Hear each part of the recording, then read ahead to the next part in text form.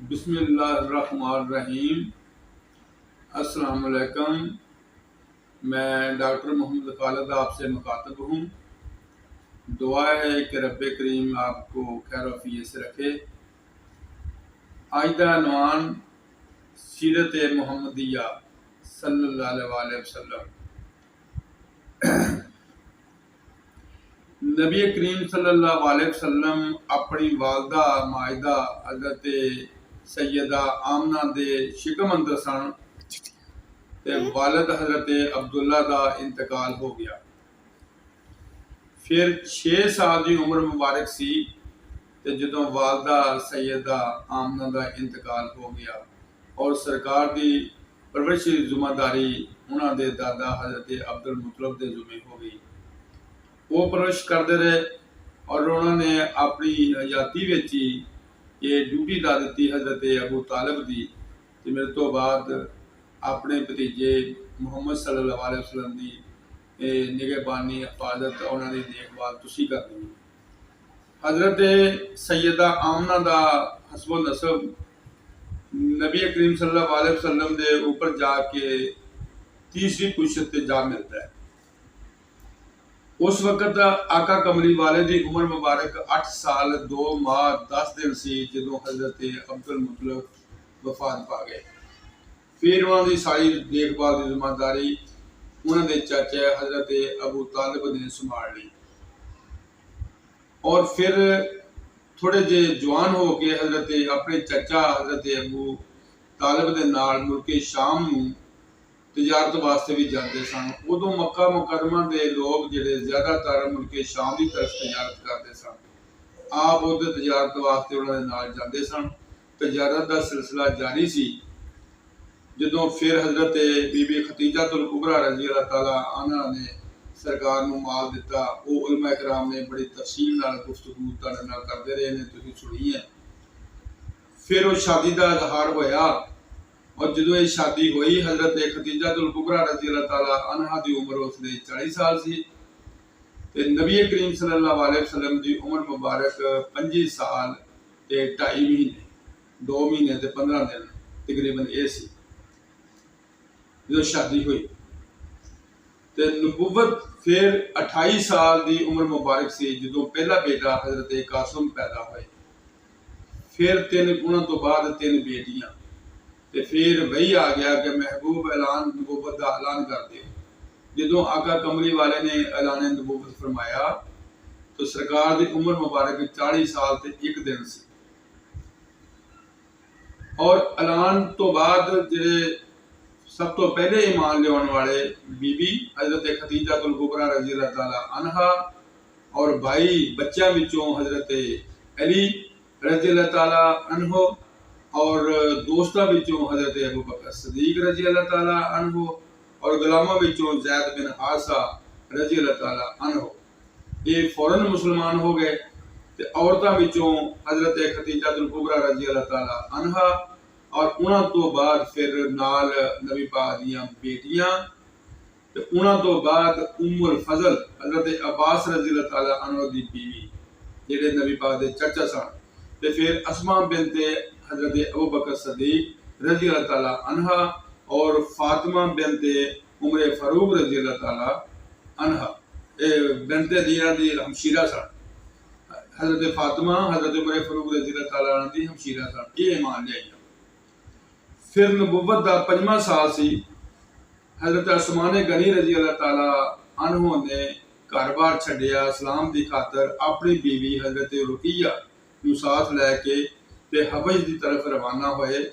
आका कमली वाले ने इरशाद फरमाया कि हज़रत लूत अलैहिस्सलाम पैगंबर तो बाद फिर आसमान वो पहला शख्स है जिन्हें इस्लाम की खातर घर बार छड्डिया हिजरत की।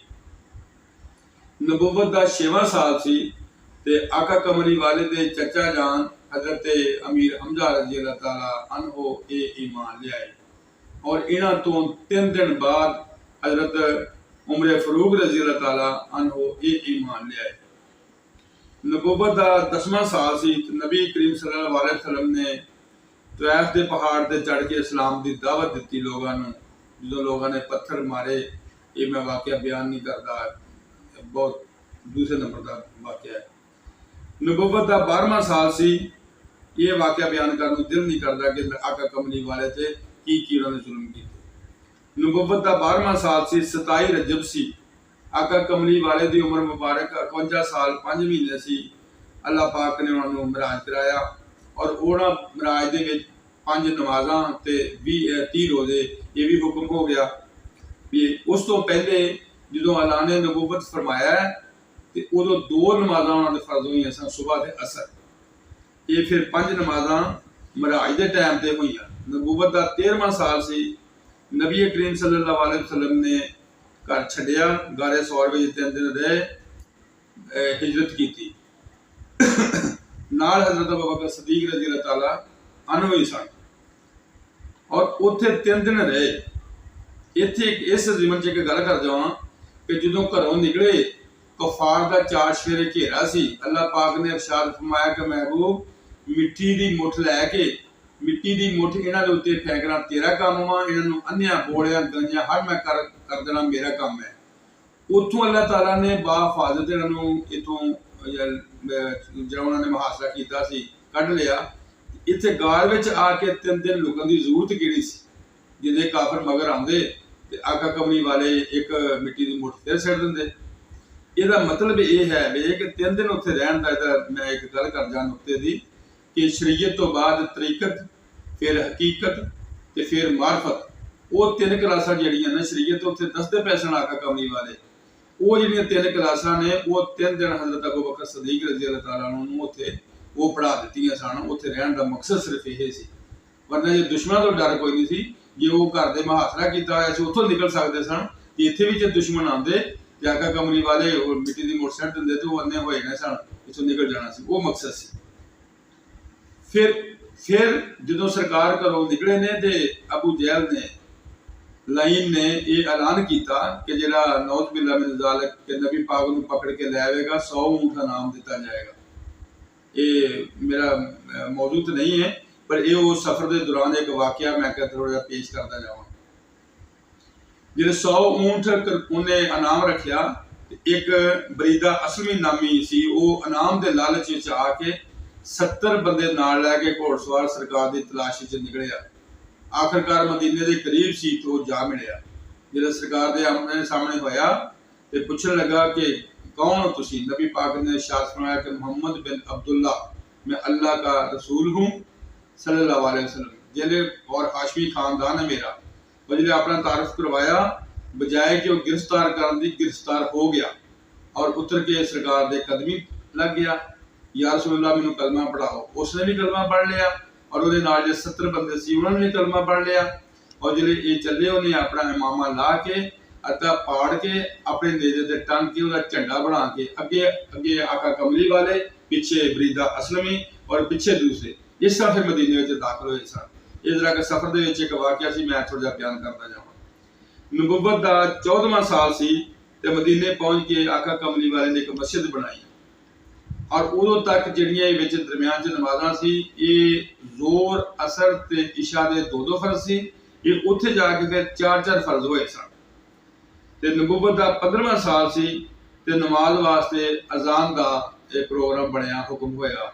वो फिर वो है वाकया याद कि वो जो अजान नमाज वास्ते बुलावे वास्ते किसी ने अपनी तजवीज़ दे दी, नगारा बजाओ, किसी ने कहता कि ढोल खड़काओ, किसी ने कुछ ते फिर ये हजरत उमर फरूक रज़ी अल्लाह तआला अन्हु भी शरफ हासिल है ते ये हजरत ज़ैद में भी शरफ हासिल है।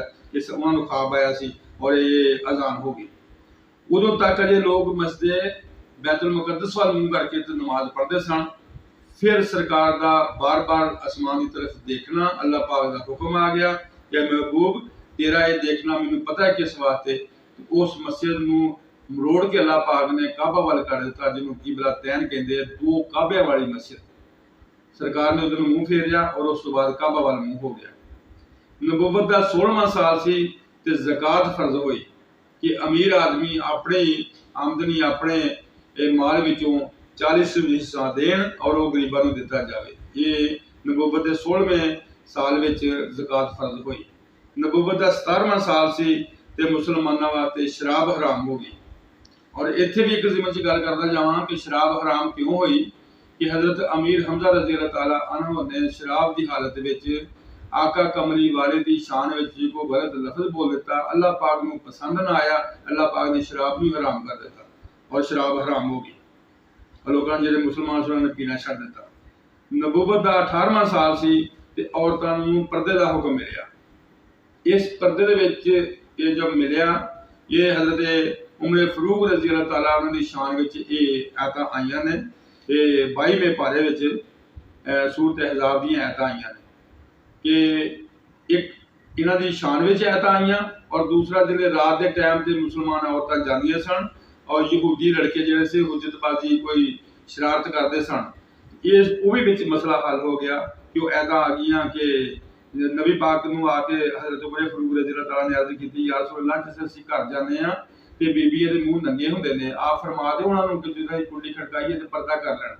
आका कमली वाले ने इरशाद फरमाया कि उमर मैनूं अजे इजाजत नहीं मिली, जो अल्लाह हुक्म देगा मैं उन्होंने हुक्म दे देंगा।